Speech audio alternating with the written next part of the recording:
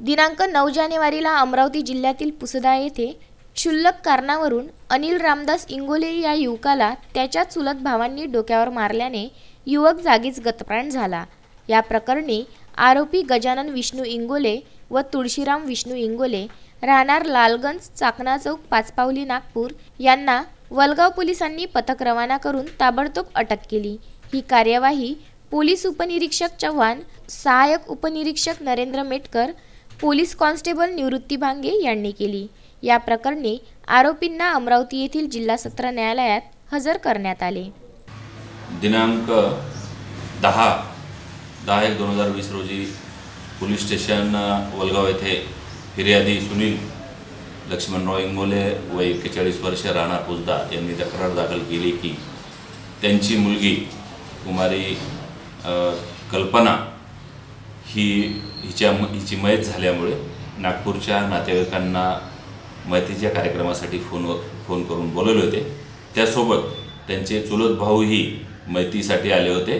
त्यांची नावे आरोपी तुळशीदास विष्णूजी इंगोले वय 30 राहणार लालगंज चौकीच्या पाठीमागे आणि दुसरा गजानन विष्णूजी इंगोले राहणार लालगंज चौकीच्या पाठीमागे पाचपावली नागपूर हे सुद्धा आलेले होते।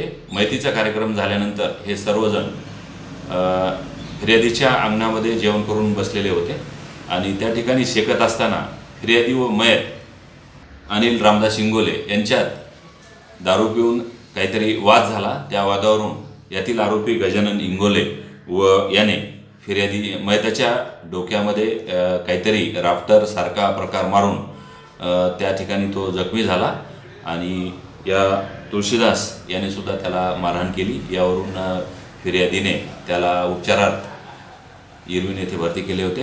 तो इरविन येथे काल सकाळी 5:30 वाजता उपचार घेत असताना मरण पावला। त्या तक्रारीवरून पोलीस स्टेशन वलगाव येथे कलम 302-34 वादविनुसार गुन्हा दाखल करण्यात आला होता।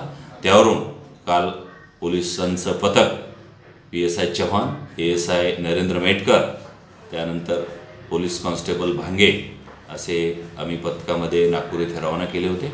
त्यावरून त्यांनी नागपूर येथून आरोपींना ताब्यात घेऊन पोलीस स्टेशन वलगाव येथे आणून आरोपी तुळशीदास विष्णूजी इंगोले आणि गजानन विष्णूजी इंगोले यांना सदर गुन्ह्यात वलगाव पोलीस स्टेशनच्या गुन्ह्यामध्ये अटक केलेली आहे।